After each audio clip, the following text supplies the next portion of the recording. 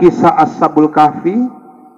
Rajanya zalim, rakyat diminta menyembah Raja Dicyanus pada zaman itu. Tapi 7 pemuda ini nggak mau. Mereka sembunyi dalam gua dan tidak ada tempat berlari. Dan rajanya bilang, tutup semua pintu-pintu gua. Kalaupun ada yang lari, sembunyi pasti mati. Karena dalam gua nggak ada makanan, tidak ada minuman, tidak ada tempat makan. 7 pemuda itu dan seekor anjing yang bernama Kitsmir. Menurut riwayat, inilah anjing yang masuk sorga. Maka anjing-anjing yang ada di Semencirim tidak termasuk dalam kisah ini. Ini anjingnya Ashabul Kahfi. Mereka masuk dalam gua yang gelap. Apa yang terjadi? Tidak ada kekuatan kecuali doa. Akhirnya mereka berdoa dalam surah Al-Kahfi ayat 10. Rabbana atina min ladunka rahmatan wa hayyi' lana min amrina rasyada. Dengan izin Allah. Jadi semua ini serahkan kepada Allah. Minta kepada Allah. Mereka tiba-tiba ngantuk. Dan Allah tidurkan mereka. Begitu mereka bangun, saling bertanya, kam labisna? Sudah berapa lama kita tidur ini? Ada yang jawab, labisna yauman au ba'da yaum. Kayaknya baru 1 hari. Hendaklah setengah hari. Tapi Allah katakan, walabithu fi kahfihim salasumi'ah wa tis'a sinin. Tapi mereka telah tertidur 300 ditambah 9 tahun.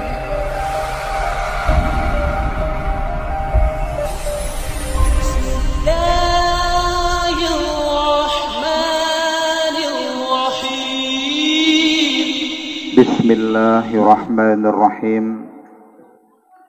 Assalamualaikum warahmatullahi wabarakatuh.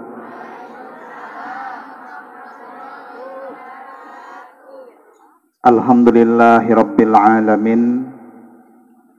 Alladzi anzalal Qur'an hudan linnasi wa bayyinatin minal huda wal furqan. Wassalatu wassalamu ala sayyidil mursalin wa ala alihi wa sahbihi ajma'in. Allahumma salli wa sallim wa barik ala sayyidina Muhammadin tibbil qulubi wa dawaiha wa afiyatil abdani wa shifaiha wa nuril absari wa diyaiha wa ala alihi wa sahbihi wa barik wa sallim. Amma ba'du. Qala Allah Ta'ala fil Qur'anil Karim, Bismillahirrahmanirrahim. Rabbi habli hukma wa alhikni bis salihin waj'alni lisana sidqin fil akhirin waj'alni min warasati jannatin na'im. Sadaqallahul azim. Yang sama kita hormati dan kita muliakan Sahibul Bait di rumah dan tempat yang bertuah ini, Ibu Hajah Samini dan juga Bapak Sugito beserta seluruh keluarga. Yang sama kita hormati dan kita muliakan para alim ulama, tokoh masyarakat yang hadir pada kesempatan yang berbahagia ini, para sahabat saya, mungkin dimulai dari yang paling ujung, yang tadi sudah membawa acara dengan begitu indahnya, Ustadz Zulkarnain Damanik, karena untuk mengimbangi tadi Ustadz Muhammad Yazid Al-Madini tadi ya, Al-Madinah, mungkin Ustadz Zulkarnain saya tambah juga nama di ujungnya, Ustadz Zulkarnain Damanik Sardani, orang Serdang, orang yang tinggal di Deli Serdang. Nah, jadi Ustadz Zulkarnain Sardani. Kemudian yang kita muliakan Ustadz Muhammad Yazid Mukti Lubis, yang juga hadir bersama kita, Al-Madinah Sardani, ujungnya ditambah lagi. Kemudian Ustadz Hendro Sardani juga ya. Kemudian qari kita yang sudah melantunkan ayat-ayat suci Al-Quran yang begitu membuat kita sangat berdebar, ayat-ayat yang mengguncang aras di langit, Ustadz Haji Syafi'i Essos Al-Madinah, Al-Madani orang Medan gitu. Al-Madani orang Medan. Kemudian saya kalau diundang ke daerah Sai Mencirim ini, Ustadz Zul belum hafal daerahnya, maka saya harus mengajak pengetua adat Sai Mencirim. Itulah Ustadz Rusli Sardani juga ya, orang Serdang. Takut Bu Samini saya tersesat di jalan. Bahkan beliau dari semalam sudah survei lokasi. Jadi saya pun tidak sopan kalau tausiah di Sai Mencirim melewati rumah pengetua adat. Maka tadi saya dari semalam sudah sampaikan, tolong dampingi saya juga begitu. Kemudian dari tim Satgas ya, ini antisipasi kalau ada kriminalitas. Kadang-kadang ada serangan tiba-tiba, tapi udah bawa ketua adat pun aman juga. Baik, ini prokes yang juga harus kita ikuti. Yang saya muliakan ibu-ibu jamaah majelis ta'lim, yang saya tahu Ibu Samini pengajiannya Nurul Huda. Kemudian juga atas nama Forum Komunikasi Silaturahim Masjid dan Musola Sai Mencirim. Ini pengurus ada bersama kita Ustadz Muhammad Hendro. Dan saya melihat juga sebahagian ini adalah jamaah yang sangat setia kepada Buya Amiruddin MS. Dari pengajian Majelis Zikir Tazkira, kalau lihat wajah ibu-ibu itu, saya nggak ngerasa di Sai Mencirim, merasa di Tembung sana begitu. Karena baru minggu lalu apa 2 minggu lalu kami ketemu di Masjid Baitul Mustaghfirin Al-Amir. Hadir juga bersama kita ini dayang-dayang Buya, bida-bida dari sorga, dari Tazkira, termasuk Ibu Isabella ya, yang selalu rajin angkat gelas dan piring. Dan seluruh Bapak Ibu, baik yang berada di bawah tenda dan juga yang berada di sudut-sudut dekat pohon pisang, sambil menikmati tausiah pada sore hari ini yang saya muliakan. Tadi sudah banyak disampaikan oleh Ustadz Yazid ya. Mungkin saya akan mencoba menyampaikan sedikit. Tadi kata Ustadz Yazid ini ada YouTube-nya ya, Ustadz ya. Apa nama channelnya? Channel? Oh, ada channelnya. Saya juga punya channel tasawuf. Namanya Tasawuf Qur'ani. Silahkan dilihat dan pesan saya satu. Setelah dilihat jangan lupa diamalkan. Ya, jadi lihat, amalkan, baru setelahnya terserah. Tema kajian kita pada siang menjelang sore hari ini mengenang 3 tahun 1000 hari ayahanda dari Ibu Hajah Samini, almarhum Bapak Sarijo bin Roy Joy Kromo. Susah namanya ya. Apa ditambah juga Sardani di ujungnya. Tidak banyak anak yang ingat mendoakan orang tuanya. apalagi orang tua yang sudah tiada. Bahkan kadang-kadang ada anak orang tuanya masih hidup pun tak sempat dia mendoakannya. Konon lagi kalau orang tuanya sudah meninggal dunia, tak banyak yang melakukan itu. Insya Allah, kehadiran kita pada siang hari ini menurut saya adalah juga sebuah pembelajaran dan mengingatkan kita kembali untuk tidak pernah melupakan kedua orang tua kita yang telah tiada, termasuk orang tua kita yang masih hidup, yang sudah semakin senja usianya, karena mereka itu adalah mutiara yang terindah di dunia ini. Tidak ada orang-orang hebat, orang sukses, melainkan mereka semasa hidupnya adalah selalu berbakti dan memuliakan kedua orang tuanya. Nabi Sulaiman alaihissalam pernah berdoa dalam surah Al-Ahqaf ayat 15. Rabbi auzi'ni an ashkura ni'mataka allati an'amta alayya wa ala walidayya, dan seterusnya. Ya Rabb, ajarilah aku supaya senantiasa aku tahu bersyukur kepadamu, dan aku pun tahu berterima kasih kepada kedua orang tuaku. Setelah kita bersyukur kepada Allah, maka yang kedua, berterima kasihlah kita kepada kedua orang tua kita. Apalagi peringatan 1000 hari, jarang sekali terjadi. Biasanya hari ke-7, 40, 100 hari. Ini 1000. Mungkin nanti ada yang hari ke-2000 lagi, Bu Samini.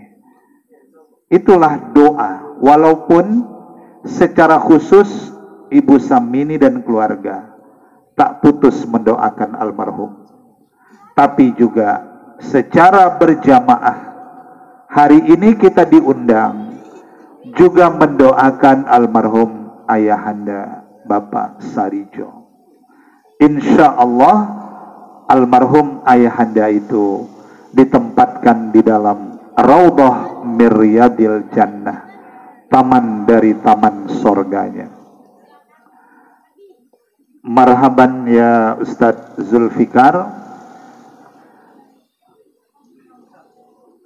Silahkan Ustadz Zulfikar. Beliau ini termasuk penguasa wilayah Saimencirim, pesantren Jabal Nur yang tidak jauh dari lokasi ini. Di mana duduk? Ya. Assalamualaikum.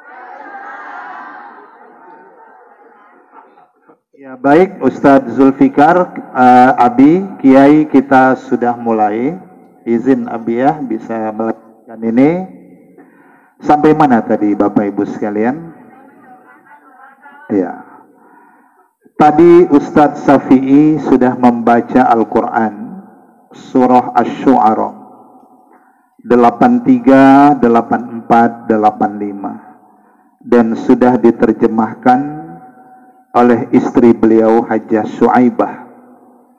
Jadi Ustadz Zulkarnain, kalau saya diminta Kementerian Agama menjadi juri memilih keluarga Samara tingkat nasional, keluarga Sakinah Mawaddah Warahmah tingkat nasional, saya pikir yang pertama akan menjadi prioritas itu adalah Ustadz Syafi'i.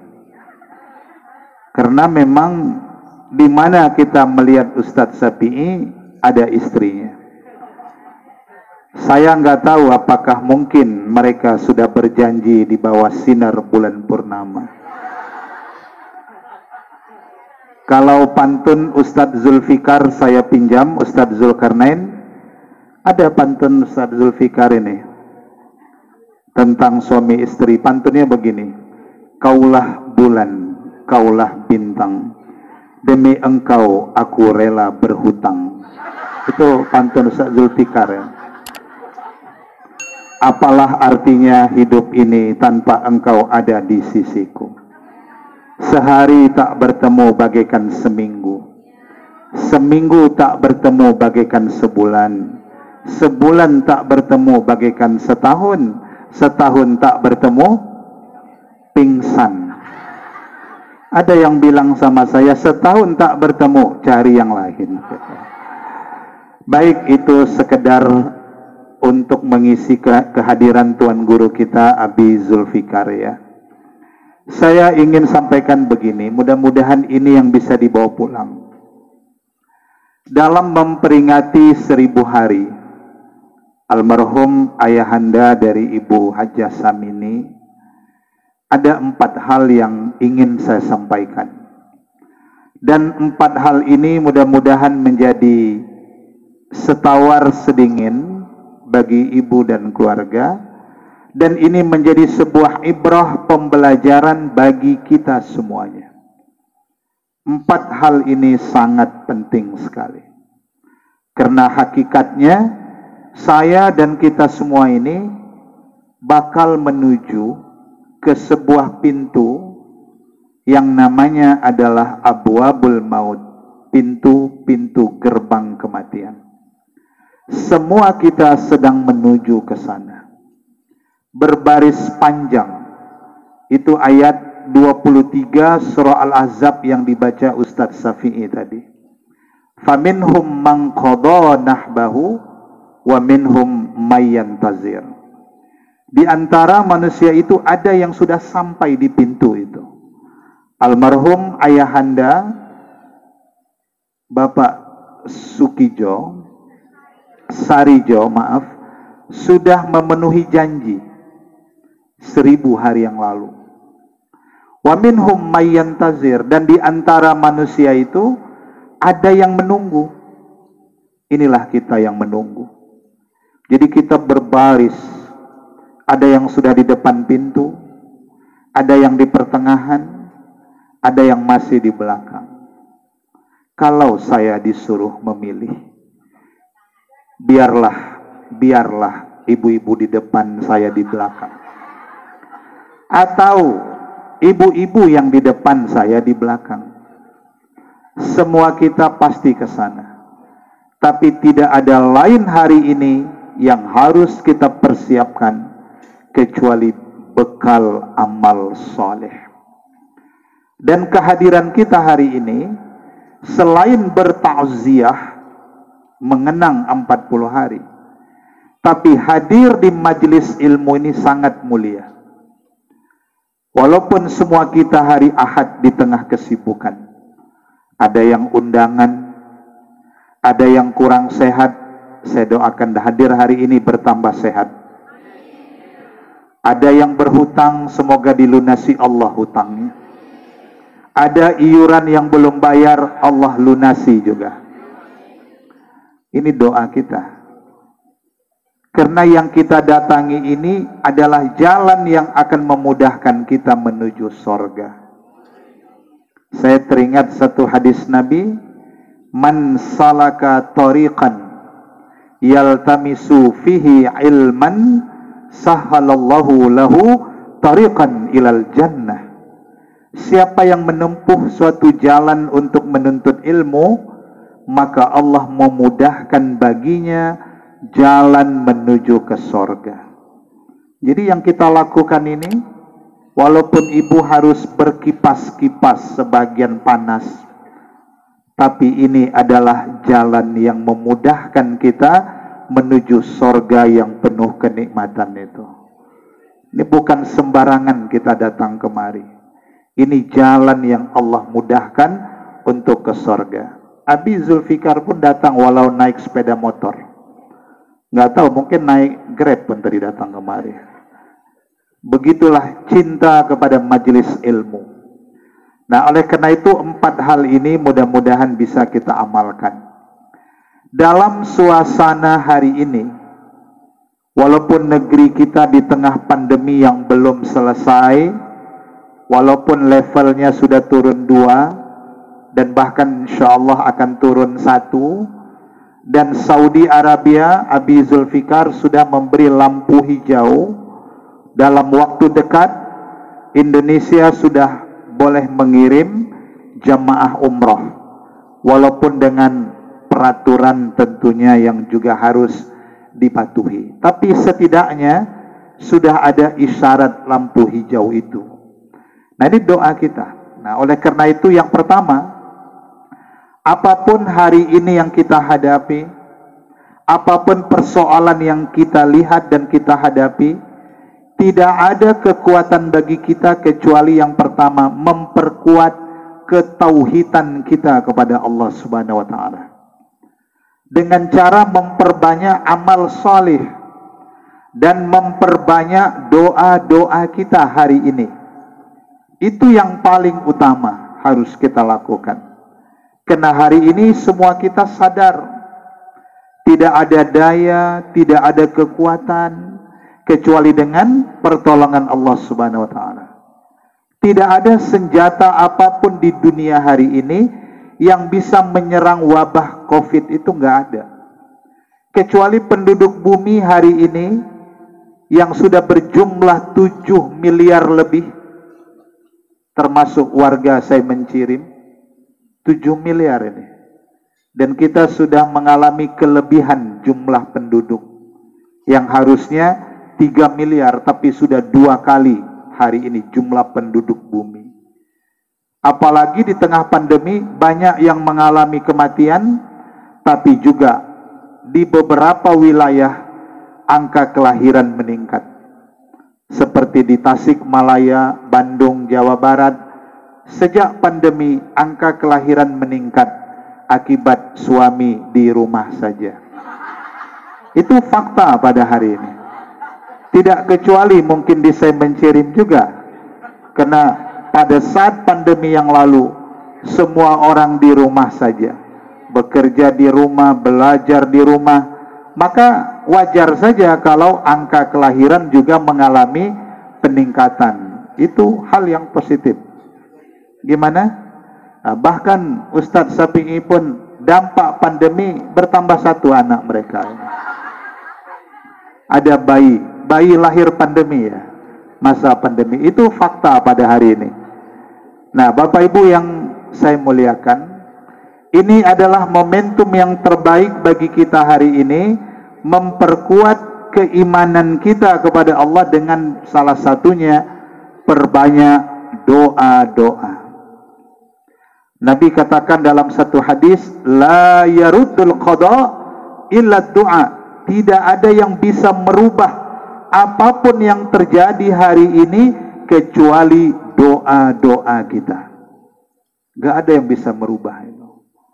Saya contohkan dalam sejarah, Nabi Yunus alaihissalam pernah berada dalam perut ikan berhari-hari. Menurut ibu-ibu lah, bisa orang hidup dalam perut ikan berhari-hari?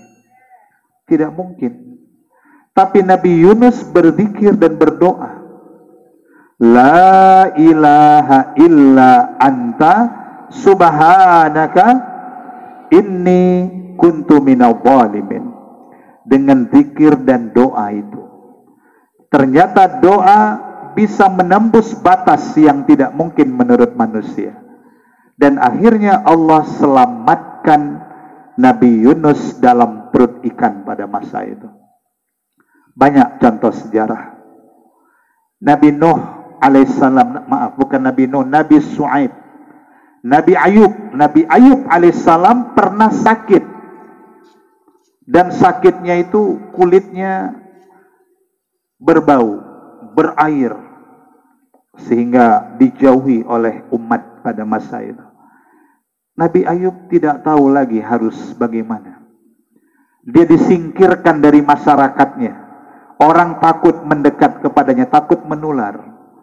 Dan dalam Al-Quran Nabi Ayub pun berdoa, wa ayyuba iznada rabbahu anni massaniyad durru wa anta arhamur rahimin. Jadi dalam keadaan sakit, perbanyak doa Nabi Ayub alaihissalam. Dan dengan izin Allah akhirnya Nabi Ayub itu disembuhkan Allah dari sakitnya. Ashabul Kahfi, 7 pemuda yang soleh, yang istiqamah dalam imannya, hidup di kota Urdun ya, sekarang Jordania. Kalau tadi saya dengar 29 Oktober ya Ustadz ya, ada wisata religi pergi ke daerah Madinah, bukan Madinah Al-Munawwarah, Madinah Mandailing Natal. Saya 2020 Januari pergi ke Madinah Ustaz Yazid. Sudah pandemi, sudah saya pikir 20 Januari ya. 20 Januari 2021 udah pandemi. Karena harus di swab waktu itu naik pesawat ke Nias, ke Pandan kalau nggak salah itu. Singgah diundang ke daerah Natal di Singkuang. Dan di sana itu ada pohon yang tumbuh di atas batu. Jadi pohonnya itu batu, tapi ada daun-daunan. Itu saya lihat di Singkuang, di tepi pantai. Mungkin nanti bisa juga rombongan ini ke sana. Karena kami sudah mendengarkan itu, diajak pun bagus juga lah saya kan. Terutama pengetua adat nih Ustaz Rusli. Dibawa nanti lihat. Jadi dalam sejarah, nanti kalau sudah aman, bisa pergi lihat cerita yang saya sebutkan Ashabul Kahfi. Itu di kota Jordania hari ini. Dalam sebuah gua yang disebut gua Ashabul Kahfi. Kalau orang mau pergi ke Israel, mau sholat di Aqsa, transit di kota Jordania. Baru dari Jordan masuk ke perbatasan Israel. Kalau Abi sudah sering pergi ke sana. Kan 3 masjid yang kita harus sujud di dunia ini. La tusyaddur rihal illa fi salasati masajid. Jangan bersusah payah kecuali pergi ke 3 masjid. Kalau bisa sebelum meninggal, sempat sujud di 3 masjid ini. Masjid Nabawi, Masjidil Haram, Masjidil Aqsa, selain masjid yang ada di Saimencirim. Dan masjid yang ada di Sipiro yang akan Bapak Ibu datangi. Carilah masjid sebanyak. Jadi teringat kisah Ashabul Kahfi, rajanya zalim, rakyat diminta menyembah raja. Raja Dikyanus pada zaman itu. Tapi 7 pemuda ini nggak mau. Mereka sembunyi dalam gua dan tidak ada tempat berlari. Dan rajanya bilang, tutup semua pintu-pintu gua. Kalaupun ada yang lari, sembunyi pasti mati.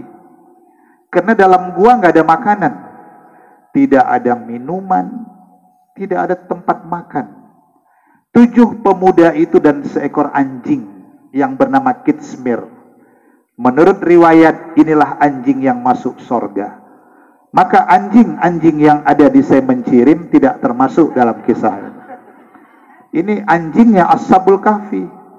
Mereka masuk dalam gua yang gelap. Apa yang terjadi? Tidak ada kekuatan kecuali doa. Akhirnya mereka berdoa dalam surah Al-Kahfi ayat 10. Rabbana atina min ladunka rahmatan wa hayyi' lana min amrina rasyada. Dengan izin Allah. Jadi semua ini serahkan kepada Allah. Minta kepada Allah. Mereka tiba-tiba ngantuk. Dan Allah tidurkan mereka. Begitu mereka bangun, saling bertanya, kam labisna? Sudah berapa lama kita tidur ini? Ada yang jawab, labisna yauman au ba'da yaum. Kayaknya baru 1 hari. Hendaklah setengah hari. Tapi Allah katakan, walabithu fi kahfihim salasumi'ah wa tis'ah sinin. Tapi mereka telah tertidur 300 ditambah 9 tahun. Tidurnya 309 tahun, 3 abad. Ada bu orang yang bisa tidur 3 abad? Tidak bisa. Tidak mampu akal memikirkannya. Tapi dengan tauhid, keimanan dan doa, semua bisa terjadi dengan kehendak Allah Subhanahu wa taala. Akhirnya mereka bangun, merasa lapar, beli makanan. Carilah makanan yang enak-enak. Mungkin dah kepingin juga lontong malam atau apa. Cari sate padang. Begitu cari makanan, bayar. Kaget pedagangnya. Ini uang apa? Diperiksa. Ternyata uang itu berlaku 3 abad yang lalu. Itulah bukti bahwa mereka tertidur selama 300 tahun. Kenapa bisa? Tidak ada yang tidak mungkin bagi Allah Subhanahu wa taala. Maka doa menembus batas. Jangan berhenti berdoa. Anak kita tak baik, apalagi doa ibu. Doakanlah anak yang baik-baik. Saya contohkan. Sampai jam berapa ini, Ustaz? Sampai malam? Alhamdulillah, saya pun tak sanggup. Bu. Siapa di dunia ini orang yang tidak kenal Thomas Alva Edison, si penemu lampu pijar yang menemukan mesin perekam pemutar film di bioskop? Ternyata singkat sejarahnya, suatu hari dia diberi gurunya di sekolah surat. Hai Thomas Alva, kata gurunya, ini ada surat, kau sampaikan kepada ibumu dan biarkan ibumu yang membaca surat ini. Jangan kau buka. Pulang Thomas Alva, sampai di rumah, tapi dia bukan tinggal di Semencirim ya bu ya. Jadi dia orang dari Amerika. Begitu pulang dia bilang, bu, ada surat dari kepala sekolah. Dan hanya ibu yang boleh baca. Begitu ibunya baca, dia lihat sebelum dibaca, nangis ibunya. Kaget anaknya, si Thomas Alva ini. Kenapa ibu menangis, bu?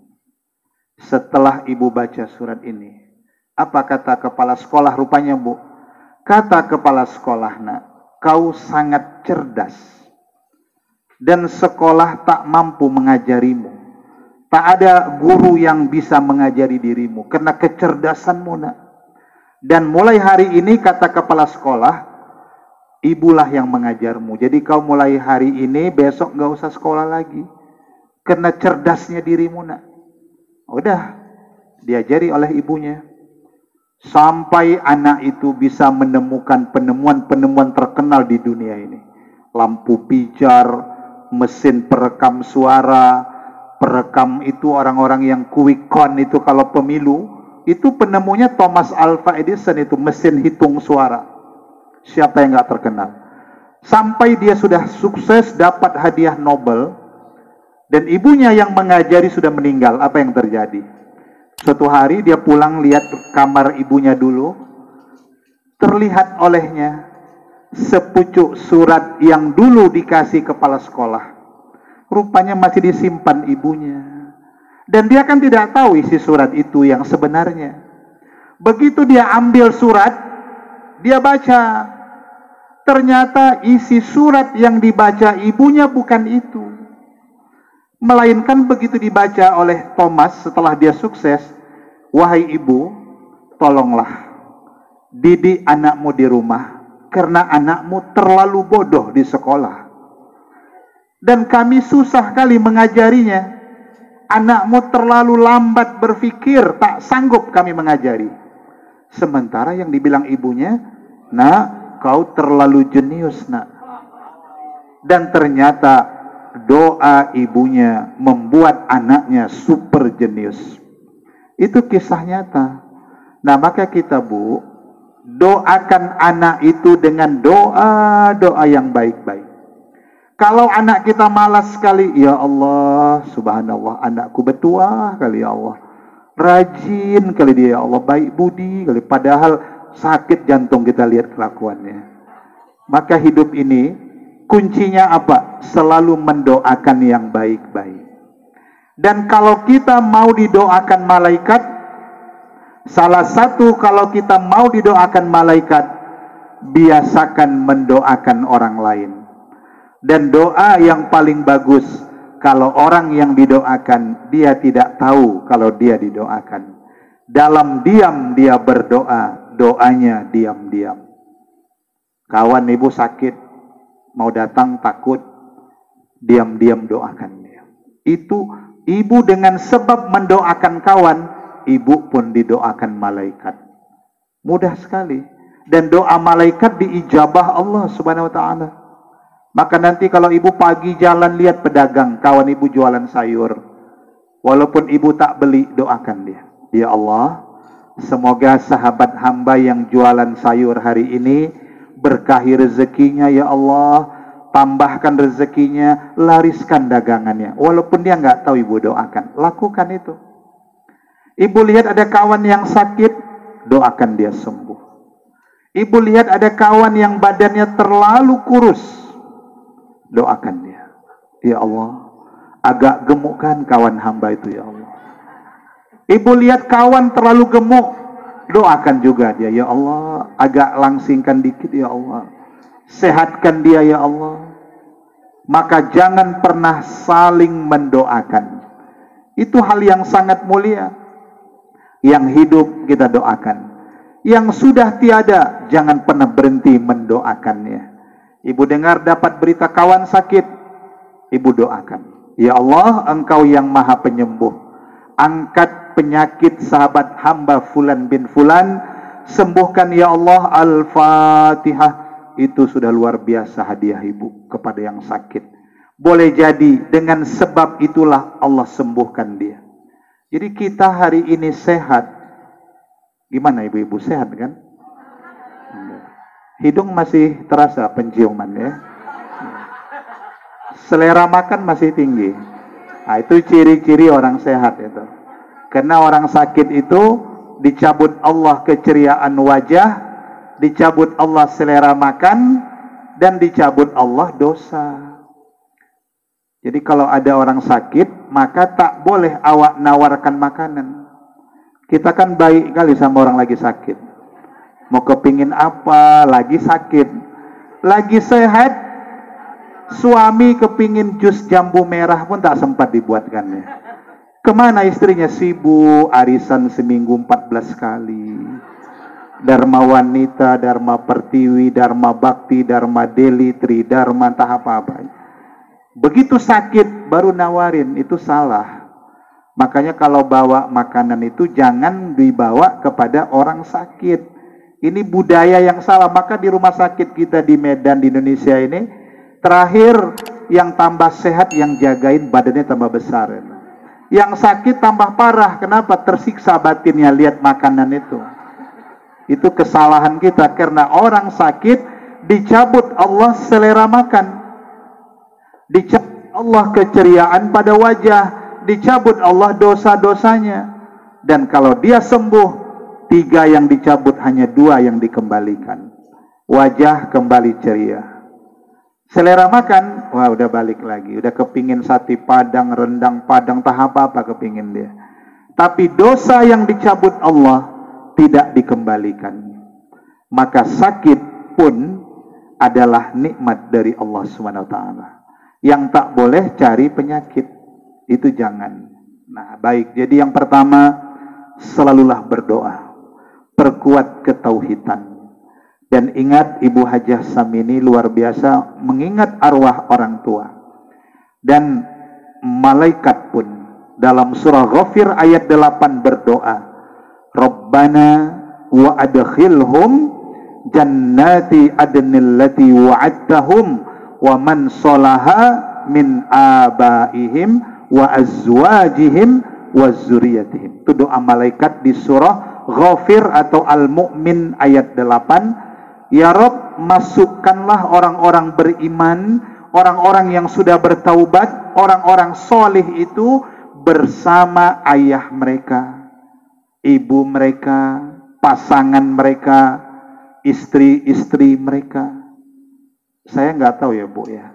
Di Quran itu, Ustadz Zul, setiap ada doa untuk istri, selalu dalam bentuk jamak itu Abi Zul. Istri. Jadi bukan istri. Saya pun tak tahu itu rahasia Allah. Tidak ada istri, tapi istri. Rabbana hablana min azwajina wa zuriyatina. Azwajina, istri. Jadi itu memang sudah begitu adanya. Walaupun tidak semua wanita seperti itu rela. Ibu lah saya tanya. Rela ibu? Ada yang bilang Ustadz Hendro, istri itu rela dimadu. Asal suami siap diracun. Itu katanya. Apalagi istrinya suka nonton sinetron Suara Hati Istri.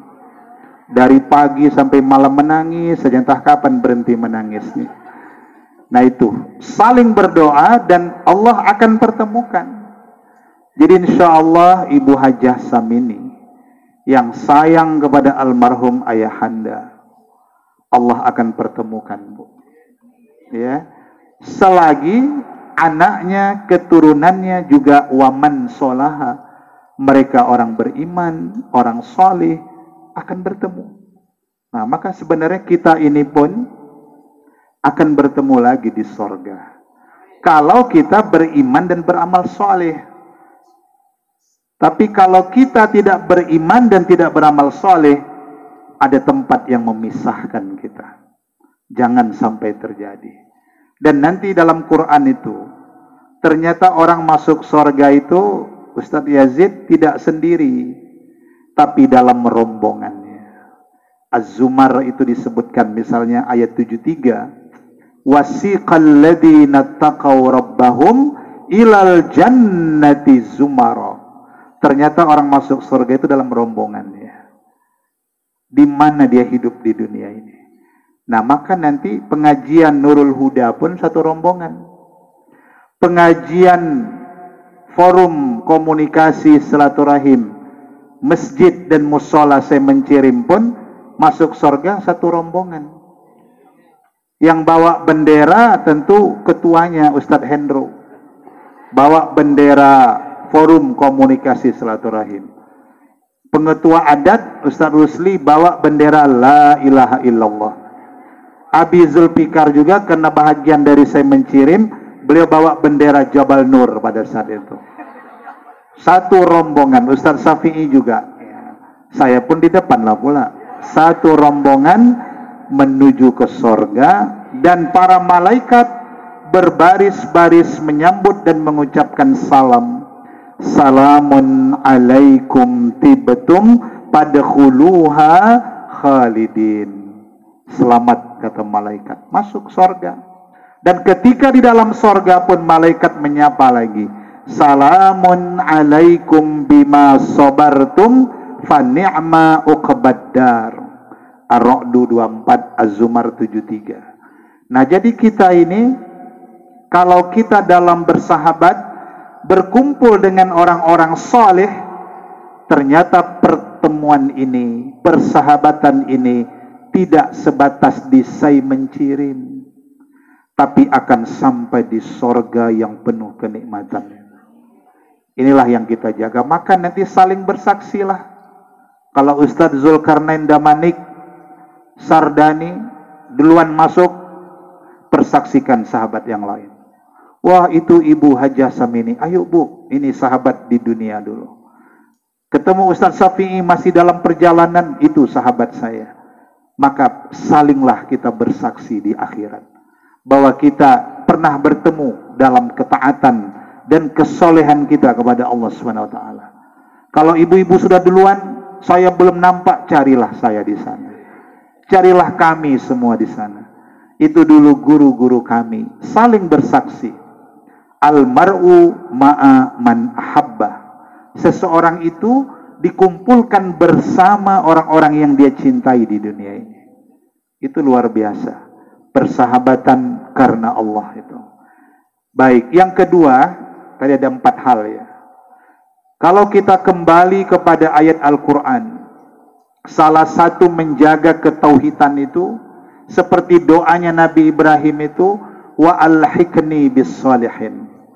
Itu doa Nabi Ibrahim, kumpulkan aku di dunia ini bersama orang-orang yang salih. Rupanya kalau kita dekat dengan orang, itu bisa membawa energi dan ketularan.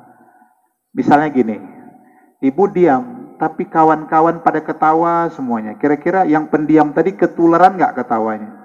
Ketularan. Tadi ibu sebenarnya nggak ngantuk, tapi kena kawan kiri kanan pada nguap dan ngantuk. Ibu yang tak ngantuk ketularan juga. Ibu dekat dengan orang soleh, menular kesolehannya. Ibu dekat dengan pedagang minyak wangi, ada nggak wanginya? Promosi dia. Ini bu, malaikat senja. Ini malaikat qiyamul lail. Ini terbaru lagi, malaikat maut namanya. Dicobain gitu. Dekat dengan pedagang minyak wangi, kecipratan. Dekat dengan tukang besi, terbakar baju kita. Ibu dekat dengan jurkam. Apa itu jurkam? Juragan kambing. Ada nggak bau kambingnya? Ada. Kenapa? Lingkungannya. Nah, maka menjaga keimanan, ketauhidan, biasakan berkumpul di dunia ini dengan orang-orang yang saleh. Baik, pesan yang kedua, selain tauhid, doa. Yang kedua, dalam hidup ini selalulah bersyukur kepada Allah SWT. Syukrun ni'mah tamamul khidmah. Nabi pernah katakan itu, orang yang bersyukur terhadap suatu nikmat, dia akan memaksimalkan menggunakan nikmat itu. Lagi sehat, maksimalkan ibadah. Nanti kalau sudah sakit bu, tidak bisa lagi bangun tengah malam. Susah mau ke masjid berjamaah. Maka lagi sehat, perbanyak ibadah. Lagi punya harta, perbanyak gunakan harta di jalan Allah. Karena yang ibu belanjakan itulah harta yang dibawa mati. Yang dimakan jadi kotoran. Yang disimpan bisa dimakan rayap. Atau kalau hanya disimpan jadi rebutan. Nanti bukan anak ibu yang lebih parah, menantu lebih sadis dari anak kita. Tapi harta yang dibelanjakan di jalan Allah dalam bentuk zakat, berinfak, wakaf, bangun masjid, bangun pesantren, itulah harta yang dibawa mati. Semen, batu bata, pasir, besi yang pernah kita wakaf, itu harta yang dibawa mati. Lain dari itu tidak. Nah, maka hidup ini bersyukurlah selalu. Orang yang bersyukur hidupnya bahagia.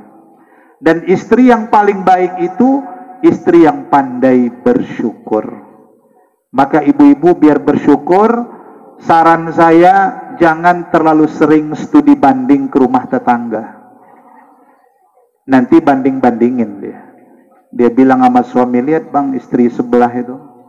Istrinya ya Allah bang, dari ujung rambut, ujung kaki, kuning semuanya bang. Awak tak ada yang kuning, cuman gigi aja yang kuning. Di rumahnya bang, Gucci, Kristal, Bohemia, Luminar, semua ada. Awak cuman kedaung aja di rumah ini. Akhirnya suami tadi pun panas juga. Tak sedikit kejahatan seorang suami karena pengaruh daripada istrinya. Tapi kehebatan seorang suami pun karena ada wanita hebat yang mendampinginya. Jadi wanita ini hati-hati. Dan menurut satu riwayat, di neraka pun paling banyak wanita. Kecuali wanita yang hadir ini ahli sorga semuanya. Maka bersyukur itu juga menjadi obat yang paling baik. Dalam suasana yang kita hadapi ini, selalulah bersyukur kepada Allah. Bahwa apa yang kita dapati hari ini, inilah yang terbaik yang Allah berikan.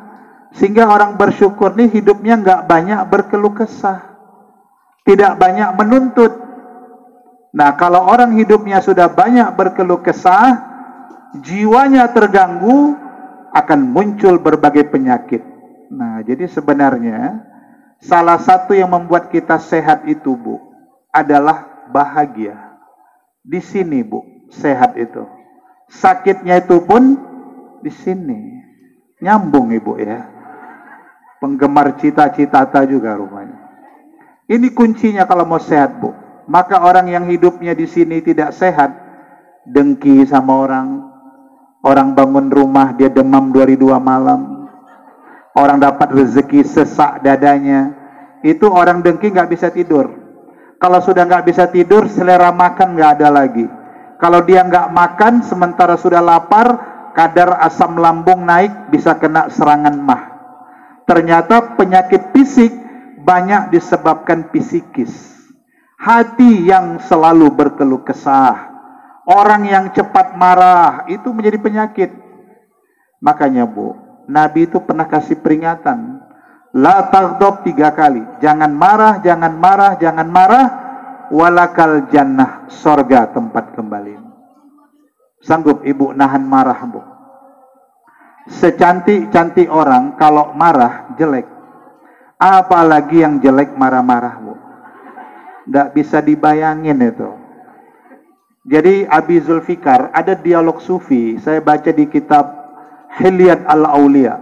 Jadi suatu hari seorang syekh sufi ini jalan sama muridnya, Ustaz. Di tengah perjalanan ada suami istri begaduh. Jarak mereka dekat, cuman setengah meter. Tapi yang dilihat apa? Mereka berteriak-teriak. Sehingga muridnya bertanya itu, wahai Tuan Syekh, orang yang marah-marah itu kok berteriak ya? Padahal kan mereka dekat-dekatan itu, apa tuli dua-duanya itu? Coba deh orang yang lagi marah-marahan, suami istri lagi marah, satu kampung kedengaran suaranya. Padahal mereka tidak tuli. Jadi ditanya sama Tuan Syekh kepada muridnya, tahukah kalian kenapa dia berteriak? Muridnya bilang mungkin tuli istrinya. Tidak. Kenapa dia berteriak? Emosinya tidak terkendali. Tapi kata Tuan Syekh itu menarik. Ini jawabannya. Kenapa orang yang marah berteriak? Jawaban sederhana tapi sangat tepat. Karena mereka berdua hatinya sedang berjauhan. Karena hatinya berjauhan harus berteriak. Kalau nggak kedengaran. Tapi bukankah ketika mereka saling bermesraan, ngomongnya pun bisik-bisik. Kadang-kadang bukan bisik-bisik, pakai simbol-simbol aja. Pakai kedipan mata lah, pakai senyum. Tapi suami istri ngerti. Kenapa? Hatinya sedang dekat. Maka orang yang sedang marah, hatinya sedang berjauhan, pantas mereka berteriak-teriak. Itu saya baca pandangan sufi begitu. Maka kalau orang sering-sering marah, nanti jarak hati antara keduanya akan semakin jauh. Bahkan tidak terdeteksi lagi. Hati-hati. Nah, maka kunci hidup ini kalau kita mau bahagia, di sini bersyukur, jangan cepat marah, jangan dengki sama orang. Saya sering bilang, Ustadz Zul, saya Yazid, resepnya apa? Jamu jati kendi. Jamu jati kendi itu singkatan. Jaga mulut, jaga hati, kendalikan diri. Nah, itu pesan saya yang kedua. Kalau orang bisa jaga mulut, jaga hati, kendalikan diri, selamat dunia akhirat. Tapi kalau tidak bisa jaga mulut, bahaya. Apalagi karena lidah tak bertulang, tak terbatas, tinggi gunung, lain di bibir. Nyambung ya. Luar biasa ibu-ibu ini. Ditambah peringatan dari Allah di surah Yasin 65. Al-yauma nakhtimu ala afwahihim wa tukallimuna wa tashhadu bima kanu. Hebat ibu-ibu mencirim ya Ustaz. Nyanyi bisa, Yasin bisa walaupun nyambung ujung-ujungnya. Jadi juga.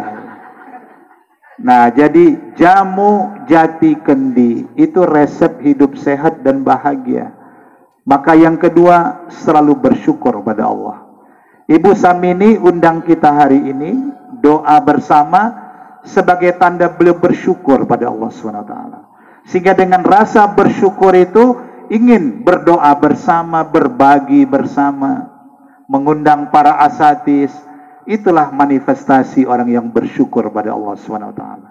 Nah, pesan yang ketiga, dalam menghadapi apapun suasana hidup ini, selain tauhid tadi, doa, bersyukur, yang ketiga tetap bersemangat. Itu kunci hidup.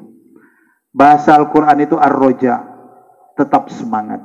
Karena semangat itu adalah imun bagi kita. Contohnya gini aja, ini jangan dicoba Bu, ini contoh yang salah. Suatu hari ibu ngelihat, ini udah azan, kita ke masjid atau gimana? Atau diselesaikan sedikit lagi? Iya, kita khatamkan ya, tinggal 1 poin. Ibu lihat orang sakit, udah parah Bu, datang. Harusnya ibu cukup mendoakan dia, baca Al-Fatihah. Tapi ibu terlalu jujur. Ibu bilang sama kawan tadi, Kak, saudara awak di kampung macam kakak juga sakitnya, mukanya pun udah biru, matanya kuning Kak, nggak lama Kak, 3 hari lewat saudara. Kira-kira gimana kawan itu? Begitu ibu pulang, tensi naik, semua terganggu. Tak lama ibu dapat berita duka cita. Kenapa? Semangatnya sudah dipadamkan. Nah, maka dalam kondisi hidup ini, apapun yang kita hadapi, ar-roja, tetap semangat, minta, yakin tidak ada yang tidak mungkin bagi Allah Subhanahu wa taala. Jadikan Allah itu sandaran kita. Lihat surat Taubah 128 129 ini. Laqad ja'akum rasulun min anfusikum azizun 'alaihi ma 'anittum harisun 'alaikum bil mu'minina raufur rahim. Fa in tawallau faqul hasbiyallahu la ilaha illahu alaihi tawakkaltu wa huwa rabbul arsyil azim. Itulah orang yang selalu bersandar hanya kepada Allah, maka Allah yang akan menjadi penolong dalam hidupnya. Terakhir, yang keempat, pesan yang ingin saya sampaikan, terutama dalam rangka kita juga memberikan doa kepada almarhum ayahanda kita Bapak Sarijo. Yang keempat, dalam hidup ini perbanyak berbagi kepada orang lain atau bersedekah. Saya teringat surah At-Talaq ayat 7. Wa man qudira alaihi rizquhu falyunfiq mimma atahullah. Siapa orang yang sempit hidupnya, cari jodoh nggak ketemu-ketemu, bisnis kok pada rugi aja ini, apapun yang dikerjakan gagal aja, Allah katakan falyunfiq, berinfak. Ternyata sedekah itu bisa menyelesaikan persoalan. La yukallifullahu nafsan illa ma ataha. Allah nggak pernah membebani seseorang itu melainkan menurut kadarnya. Saya ja'alallahu ba'da usri yusra. Allah akan jadikan dengan sebab dia bersedekah itu, di balik kesulitan apapun Allah akan datangkan kemudahan-kemudahan bagi dirinya. Ternyata orang yang berbagi rezeki, Allah akan datangkan kemudahan, rezeki yang lebih daripada apa yang pernah dia berikan di jalan Allah SWT. Saya pikir inilah Bapak Ibu yang dapat disampaikan. Waktu asar juga sudah tiba. Tentu doa kita insya Allah almarhum ayahanda Bapak Haji Sarijo bin Joy Kromo, beliau ditempatkan di sebaik-baik tempat di dalam Raudhah Miryadil Jannah, taman dari taman sorga, dan insya Allah bertemu dengan keluarganya, sahabatnya, dengan anak-anaknya Ibunda Hajah Samini nanti pada saat berada di sorga yang penuh dengan kenikmatan. Amin ya rabbal alamin. Demikian, terima kasih, mohon maaf di atas segala kekurangan. Billahi taufiq wal hidayah. Wassalamualaikum warahmatullahi wabarakatuh. Waalaikumsalam warahmatullahi wabarakatuh. Subhanallah.